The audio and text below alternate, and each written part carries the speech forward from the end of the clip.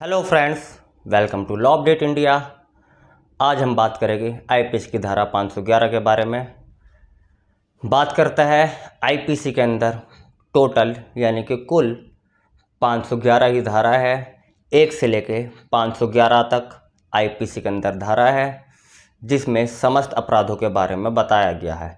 लेकिन आईपीसी की धारा 511 ये कहती है कि आपने किसी अपराध को करने की कोशिश की है और उसमें आईपीसी के बारे में नहीं बताया गया हो, तो वह अपराध आईपीसी की धारा 511 के तहत दंडित माना जाएगा।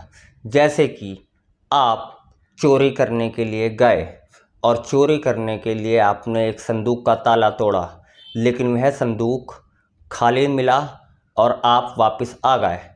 मतलब कि आपने अपराध किया, आप एक घर में घुसे, आपने एक संदूक का ताला तोड़ा, लेकिन संदूक खाली होने की वजह से आप बिना चोरी करे वापस आ गए, तो वह चोरी का अपराध तो माना जाएगा, लेकिन वहाँ से कुछ चोरी नहीं हुआ है।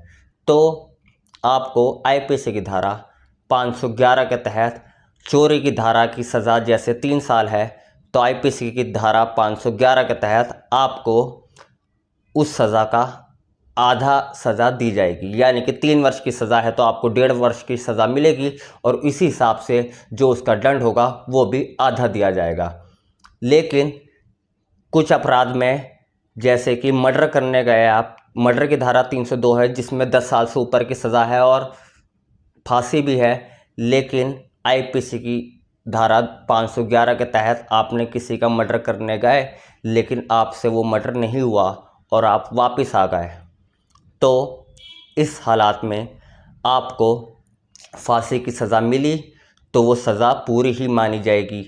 इसमें कोई सज़ा आधी नहीं होती। इसका मतलब कि अगर आपको आईपीसी 511 के तहत आधी सज़ा नहीं दे सकते फांसी में, जैसे कि किसी का हाथ तोड़ दो, पैर तोड़ दो या गला तोड़ दो, गर्दन तोड़ दो, इस तरह की कोई सज़ा नहीं मिलेगी। अगर फांसी की सज़ा है तो वो पूरी फांसी की ही सज़ा दी जाएगी।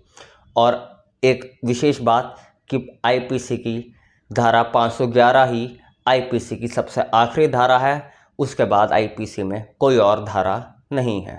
धन्यवाद।